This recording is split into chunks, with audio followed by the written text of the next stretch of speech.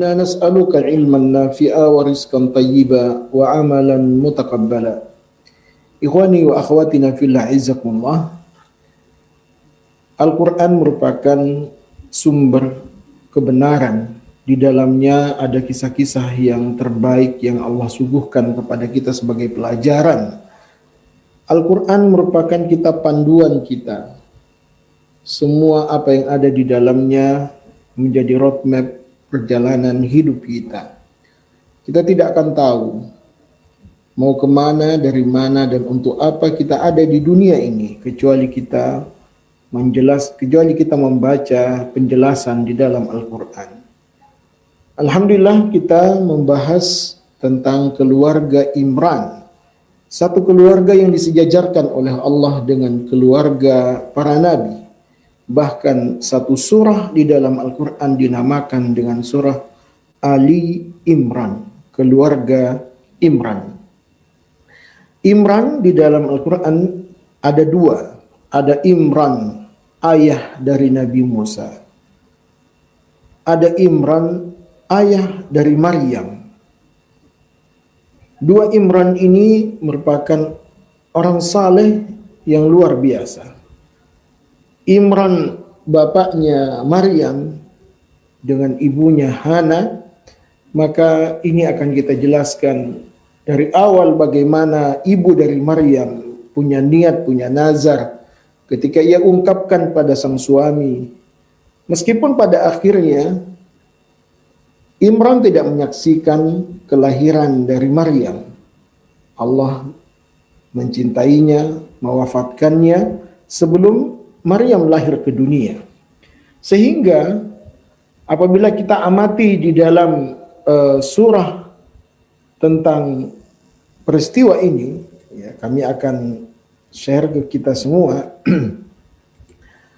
Apabila kita lihat di dalam surah ini, surah Maryam ke ayat ke-34, surah Ali Imran ayat 34, idza qalati imra'atu Imrana Rabbi inni nadartu laka ma fi batni muharrara fataqabbal minni innaka antas samiul alim.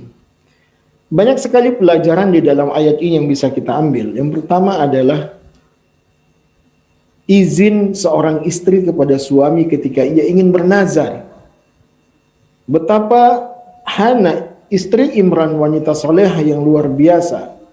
Apapun yang ia akan lakukan, semuanya ia senantiasa menyampaikannya kepada sang suami. Hatta terkait masalah nazar yang akan ia sampaikan.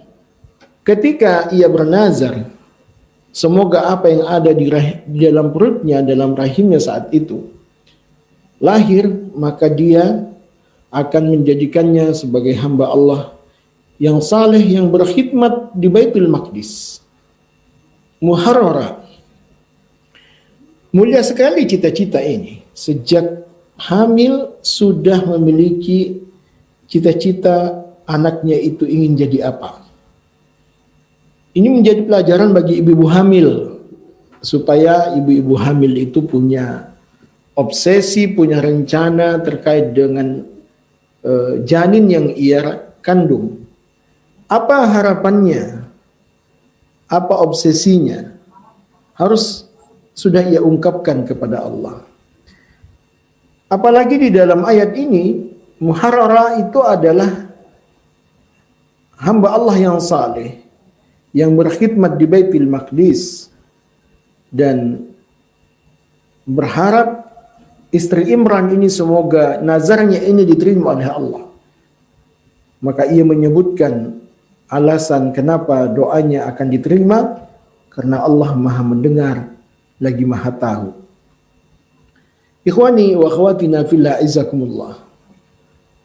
Di dalam ayat ini, setelah Allah memilih Imran sebagai keluarga di antara keluarga-keluarga pilihan, ada keluarga Adam, Nuh, Ibrahim, dan disambung oleh Allah dengan keluarga Imran.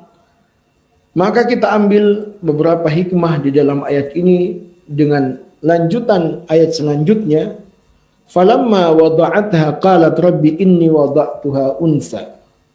Wallahu a'lam bima wada'at. Wa laysa dzakaru kal unsa. Masya Allah. Meskipun istri Imran itu sudah bernazar ingin menjadikan janin yang dikandungnya itu menjadi muharrara, menjadi takmir, menjadi pembersih masjid, ternyata Allah berkehendak bahwa bayi yang lahir itu tidaklah laki-laki perkasa yang notabene cocok untuk menjadi pembersih atau penjaga masjid. Tetapi nazar tetaplah nazar. Tatkala istri Imran sudah melahirkan anaknya, maka dia pun berkata, ya Tuhanku Rabbi inni wada'tuha unsa. Sesungguhnya aku melahirkannya seorang anak perempuan. Ini pernyataan penerimaan. Wallahu a'lam, dan aku tahu Allah lebih mengetahui apa yang dilahirkannya itu. Ia yakin bahwa ada keistimewaan dari pilihan Allah. Kenapa bukan bayi laki-laki yang lahir darinya? Sehingga keyakinan itu diungkapkan oleh istri Imran. Wallahu a'lamu bima wada'at wa laysa dzakaru kal unsa. Wa inni sammaituha Maryama. Dan aku menamai dia dengan Maryam. Maka dibolehkan bagi seorang ibu menamai anaknya tidak harus menunggu 7 hari dari kelahiran bayinya. Tetapi awal kali melahirkan, dibolehkan, disunnahkan untuk menamai anak itu sejak awal dilahirkan.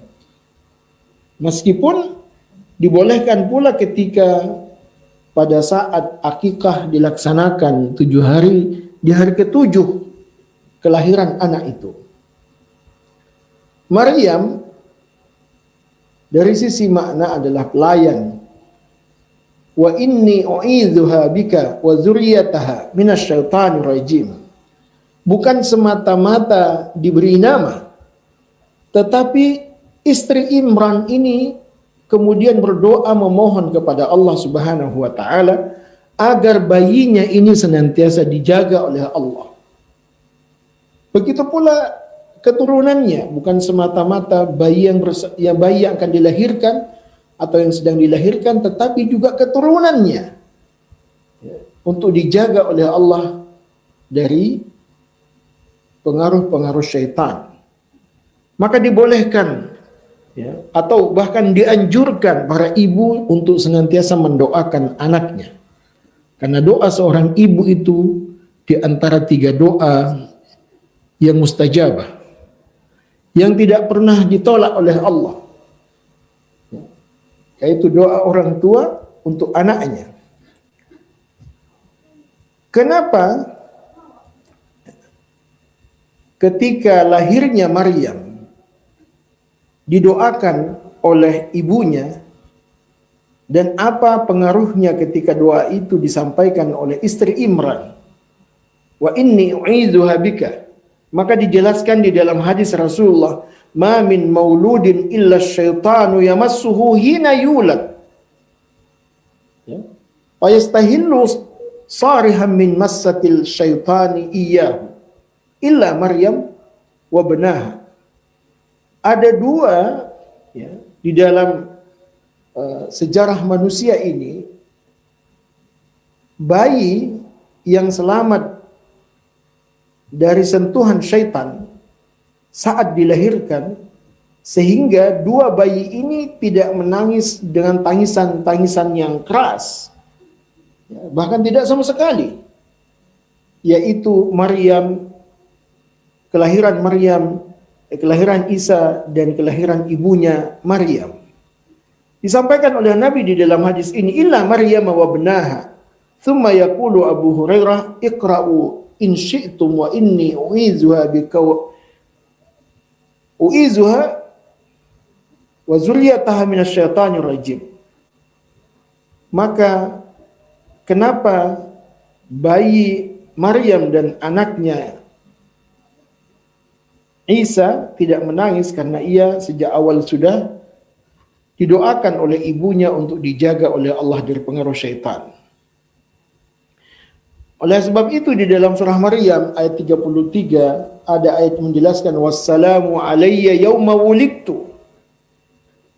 Keselamatan semoga dilimpahkan kepadaku saat aku dilahirkan. Kenapa? Karena pada saat dilahirkan itu ia selamat dari sentuhan syaitan karena didoakan oleh ibunya dengan doa yang dibacakan oleh Maryam oleh istri Imran tadi.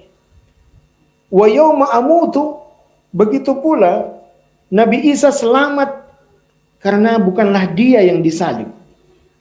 Wa yauma ab'atsu hayya, begitu pula nanti Nabi Isa akan selamat dan dibangkitkan hidup kembali oleh Allah Subhanahu wa taala. Akhirnya izakumullah. Di dalam ayat selanjutnya fataqabbalaha rabbuha biqabulin hasanin. Maka Tuhannya menerimanya sebagai nazar dengan penerimaan yang baik. Wa ambataha nabatan hasana, dan mendidiknya dengan pendidikan yang baik. Jadi Masya Allah ya, kelahiran Maryam ini, nazar ibunya dikabulkan, kemudian doa ibunya dikabulkan, sehingga ia tumbuh dewasa menjadi anak yang baik. Meskipun ia yatim karena bapaknya sudah wafat sebelum ia dilahirkan, maka di dalam riwayat dijelaskan siapa yang berhak untuk mendidik, merawat bayi Maryam ini. Karena Imran itu merupakan tokoh agama di tempat itu saat itu. Ia merupakan ustadz masyarakat. Sehingga semuanya ingin mengambil Maryam sebagai anak angkatnya. Kemudian diundilah. Ada yang mengatakan undian itu berupa pulpen dilempar ke sungai. Kemudian siapa pulpennya yang terapung itulah yang memiliki hak. Atau ada yang mengatakan tongkatnya dilempar ke sungai. Siapa yang tongkatnya lebih awal ke atas maka dialah yang berhak untuk mengasuh Maryam. Tapi ternyata wa kaffalaha Zakaria. Maka Zakaria dijadikan oleh Allah sebagai pemelihara Maryam. Kullama dakhala 'alaiha Zakaria al-mihrab, tetapi di dalam tugas-tugas yang dilakukan oleh Nabi Zakaria, ada satu peristiwa yang aneh yang didapati oleh Nabi Zakaria di saat ia membawa makanan ke tempat Maryam, mihrab yang disediakan sebagaimana sesuai dengan apa yang dinazarkan oleh ibunya menjadi penjaga Baitul Maqdis. Maka Nabi Zakaria bertanya, "Qala ya Maryam, anna laki hada?" Dari mana makanan yang segar ini? Dijelaskan di dalam tafsirnya, makanan yang ada di dalam mihrab Maryam itu adalah makanan yang tidak ada di musim dingin pada saat yang tidak ada di musim panas. Justru itu makanan tumbuh-tumbuhan atau buah-buahan yang berbuah di saat musim panas atau pada saat itu musim dingin. Artinya makanan yang siap saji di dalam mihrab Maryam itu makanan yang tidak ada pada saat itu. Ia buah-buahan yang harusnya ada di saat musim dingin tapi kok ada di musim panas. Atau ketika musim dingin, tahu-tahu buah-buahan yang ada di kamarnya Maryam itu buah-buahan di musim panas. Maka Zakaria pun bertanya kepada Maryam, "Anna laki hada?" Dari mana ini? Qalat, maka Maryam berkata, "Huwa min indillah."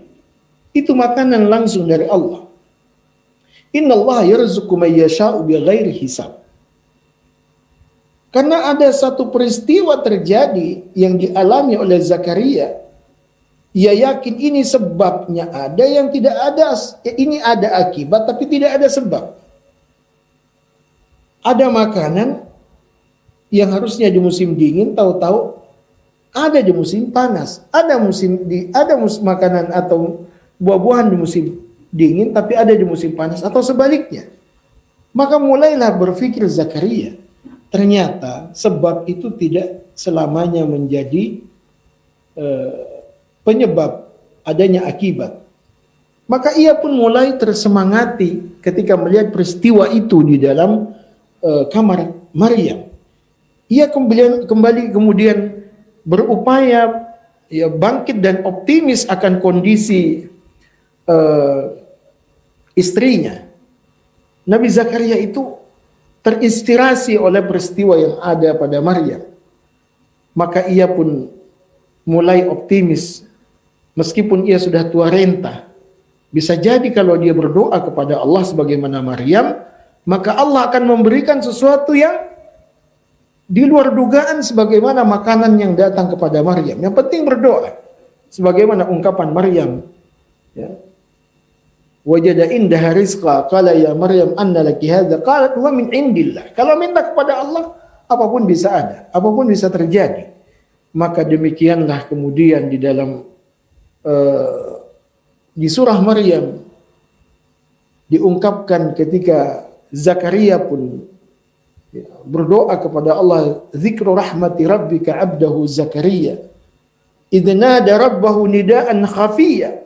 Kemudian dari apa yang ia amati di dalam kehidupan Maryam yang luar biasa karomah itu terjadi, ya, maka ia pun memohon kepada Allah semoga ia pun mendapatkan karomah itu. Ia berdoa kepada Allah dengan mengungkapkan apa yang terjadi pada dirinya. Idh nadahu rabbahu nidaan khafiyya. Pertama dengan suara yang lemah lembut. Qala rabbi inni wahanal azmu minni. Ia ungkapkan kondisi real yang ada pada dirinya. Ya Tuhanku, sungguh tulangku telah lemah. Ya. Wahanal azmu minni wasta'ala ar-ra'su syaiba. Dan kepalaku sudah memutih, dipenuhi uban. Walam akum bidu'aika rabbi syaqiyya. Dan aku belum pernah kecewa dengan berdoa kepadamu. Ini penting, jamaah yang dimuliakan Allah. Sangat penting kita baca di dalam ayat ini, berdoa itu tidak boleh ada kata putus asa. Berdoa itu optimis, semoga Allah mengabulkan apa yang kita mohonkan. Sebagaimana ungkapan Nabi Zakaria, ya, walam akum bidu'aika rabbi syaqiyya. Aku tidak pernah putus asa, ya, dan aku tidak pernah khawatir dan tidak pernah kecewa di dalam berdoa. Wa inni khiftul mawaliya. Pertama, kenapa Nabi Zakaria berdoa? Ya, ia ungkapkan kondisi doanya itu, dia sudah lemah, rambut sudah memutih, tapi ia tidak pernah putus asa. Dan ia pun berharap dengan doanya itu, ya, dia akan mendapatkan generasi sebagai pelanjut dari misi dakwahnya. Wa inni khiftul mawaliya min warai. Aku khawatir, ya, kata Nabi Zakaria, aku khawatir terhadap kerabatku sepeninggalku. Bagaimana nanti, siapa nanti yang akan melanjutkan misi dakwahku. Jadi ada semacam kekhawatiran Nabi Zakaria. Dia sudah mulai menua, tetapi ia belum punya anak, dan siapa nanti jadi penerus dakwahnya. Wa inni khiftul mawaliya min warai wa kanat imraati akira. Ya Allah, sementara istriku ini mandul. Fahabli min ladunka waliya. Maka anugerahkanlah aku seorang anak dari sisimu. Yarisuni wa yarisu min ali Yaqub wa ja'alhu rabbi radiyya. Maka kemudian Zakaria memohon, seandainya sekiranya Allah memberikan ia generasi, tapi generasi yang mewarisi apa yang menjadi misi dakwahnya dan apa yang menjadi misi dakwah para nenek moyang mereka, yaitu Yakub. Wa ja'alhu rabbi radiyya. Maka jamaah yang dimuliakan Allah, apa yang terjadi pada peristiwa Maryam, maka itu menjadi inspirasi kepada Nabi Zakaria. Apalagi pada kisah selanjutnya, ya, lebih aneh lagi. Wa idz qalatil malaikatu ya Maryamu innallaha astafaki. Nah, ini lagi peristiwa yang dalam amatan Nabi Zakaria, Masya Allah. ketika datang malaikat Jibril kepada Maryam dan mengatakan sesungguhnya Allah memilihmu, wa tahharaki, dan mensucikan kamu, wastafaki, dan melebihkan kamu ala nisa'il alamin. Allah mengangkat derajat Maryam sehingga ia menjadi penghulu semua wanita yang ada di dunia. Maka jamaah muliakan Allah, di dalam ayat ini begitu sharih, begitu jelasnya betapa Allah Subhanahu wa taala betul-betul menjaga kesucian Maryam. Dan dilanjutkan di ayat yang lain, ya ahlal kitabi la taghlu fi dinikum wa la taqulu ala Allahi illa al-haq. Innamal masihu Isa ibn Maryam rasulullah wa kalimatuhu alqaha ila Maryam wa ruhum minhu fa aminu billahi wa rusulihi wa la taqulu salasa intahu khairan lakum innamallahu ilahu wahid subhanahu ayyakuna lahu walad lahu ma fis samawati wa ma fil ard wa kafa billahi wakila. Ayat ini menjadi teguran kepada para ahli kitab. Janganlah kamu melampaui batas dalam agamamu dan janganlah kamu mengatakan terhadap Allah kecuali yang benar. Sesungguhnya Al-Masih itu, Isa putra Maryam, adalah Rasulullah, utusan Allah, bukan Tuhan yang disembah. Maka jamaah mulakan Allah, di sini ditegaskan bahwa Nabi Isa adalah cucunya Imran. Dan kemudian di dalam surah Ali Imran ini, wallati ahsanat farjaha fanafakhna fiha min ruhina wa ja'alnaha abnaha ayatan lil alamin. Meskipun Maryam tidak disentuh oleh laki-laki, tidak pernah bersuami, tetapi atas kehendak Allah memilihnya untuk mengandung sosok manusia yang nantinya juga menjadi nabi dan rasul yang mulia, yaitu Isa Al-Masih.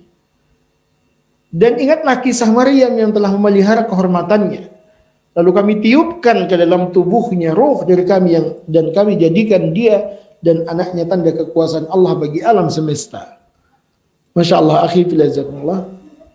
Maka kemudian malaikat pun berkata kepada Maryam, ya Maryamu inna Allah yubashiruki bi kalimatin minhu ismul Masih Isa bin Maryam. Masya Allah, sudah mulai jelas sudah apa yang disampaikan oleh Jibril. Ternyata pilihan Allah kepada Maryam itu dengan anugerah anak, meskipun ia tidak pernah disentuh oleh laki-laki, dan anak itu kemudian dijelaskan namanya.